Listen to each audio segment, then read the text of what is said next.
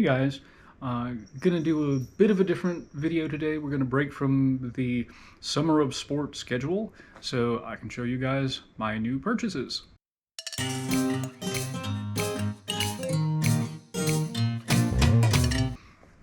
Okinawan Karate, The Secret Art of Tuite by Javier Martinez. Now, those of you who follow me on Instagram will note that I actually got this a little bit ago. I have actually been looking for it for years. It was on my wish list like in the early 2000s, but every time I have tried to order it from anyone, it's been out of stock. Or in one case, they actually sent me the wrong book. It wound up being a book on the history of women's colleges in the United States. Not what I expected, still a pretty educational read. Anyway, Tuite is the Okinawan art of upright wrestling or grappling or joint locking or controlling. The author's background, I think, is in Isshinryu karate, so that's sort of the perspective from which he comes to this. And if I remember what it said on Amazon, because I barely cracked this open, he drew a lot of the grappling techniques from the Chinese martial arts, so Chin Na or Shui Jiao, I think, maybe. So yeah, finally got it, and I'm gonna look at it. Books like that explore what in karate we call bunkai. I think in the Korean martial arts it's called bunhei, maybe. And that basically means the application of the kata. So there are many movements in the forms that don't make a whole lot of sense by themselves. If you treat them as the standard blocks and strikes, but if you start looking at them as perhaps this is a joint lock, perhaps this is a limb manipulation, then they start to make a little bit more sense. So that's the subject of that book, and I'm looking forward to reading it.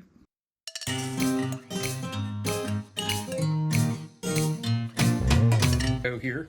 So, in the next section, I'm going to be using the term environmental approach. That is not the right term. The term is ecological approach, and I knew better, and this is one of the problems with not scripting out my videos is sometimes I get things a little bit wrong. So anyway, in the upcoming section, when you hear environmental approach, please reframe it in your mind as ecological approach. Thanks. How We Learn to Move by Rob Gray. Dr. Gray, he's a PhD. So initially one may think that this doesn't really have anything to do with martial arts. It has to do with learning how we learn to move,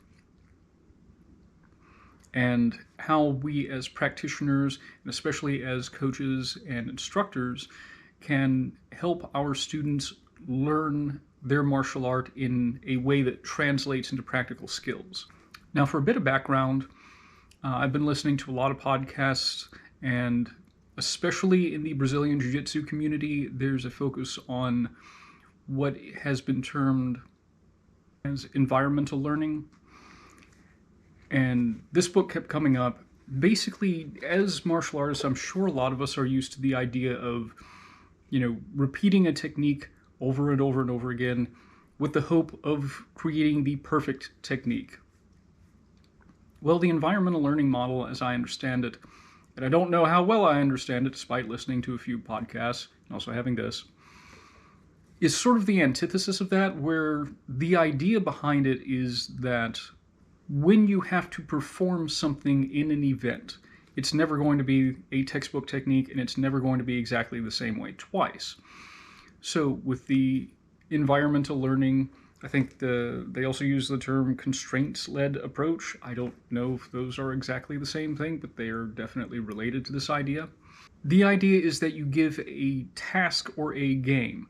One of the examples they used in this book is teaching people two different ways to hit an overhand serve in tennis, and one of those ways is, swing the racket up and down and twist your shoulders and step forward. It's very step by step, and it is mechanically what you would do. The alternative is to say, hit the ball like a rainbow. And This is also sort of informed by the idea that we learn best when we make mistakes and have to correct those mistakes. So it's probably going to be a second until I get to this, but I am very excited about being exposed to it. I think there could be a lot of good things here for us as martial artists going forward, learning how to learn, basically.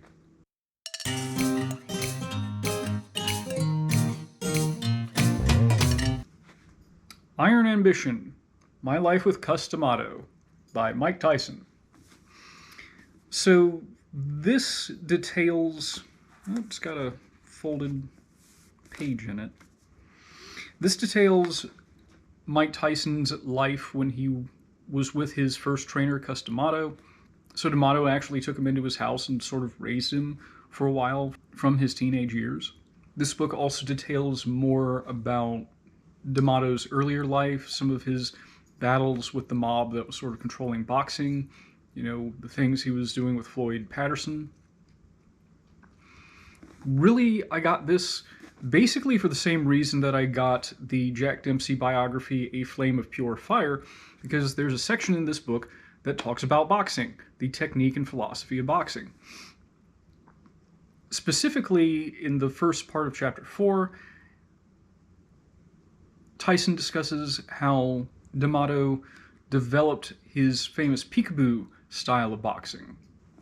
Now, this was the style of boxing that he used to lead both Patterson and Tyson to the heavyweight titles. They were respectively the youngest heavyweight champion at the time. I actually hope to get into maybe a longer video researching the origins and principles and characteristics of peekaboo boxing as a style. It's a very distinctive boxing style, and we can sort of trace it all back to one guy. So I'm looking forward to that, and that part of the book will be very useful for that. Much like when I read the chapter on boxing from A Flame of Pure Fire, which I think right now is my #1 video, I'm probably going to read that excerpt from this book where he talks about how peekaboo boxing was developed.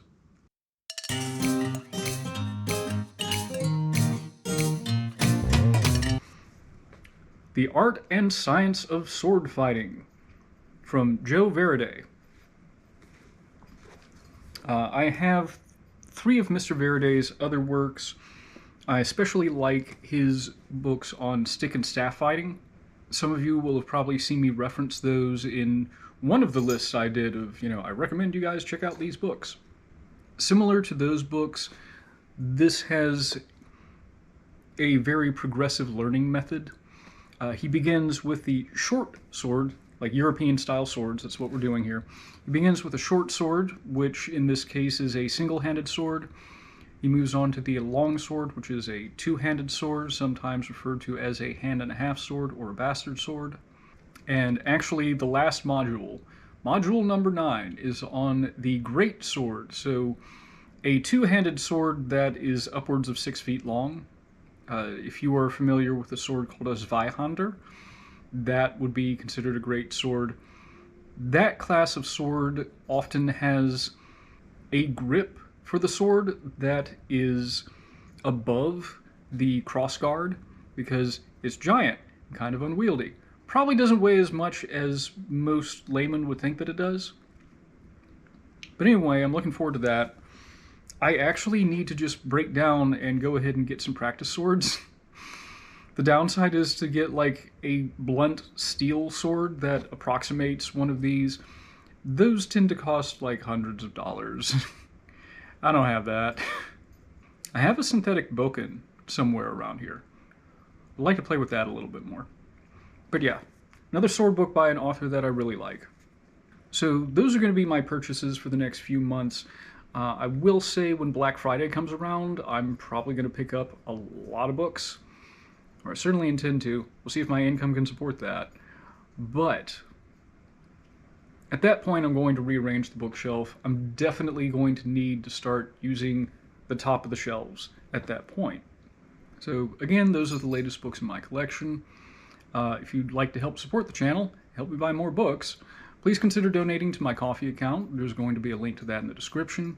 If you like what I do here, please subscribe for more videos like this, and also leave a like and a comment. And I read the comments, even if I'm terrible at replying to them. Thanks for following along, guys. I'll see you around.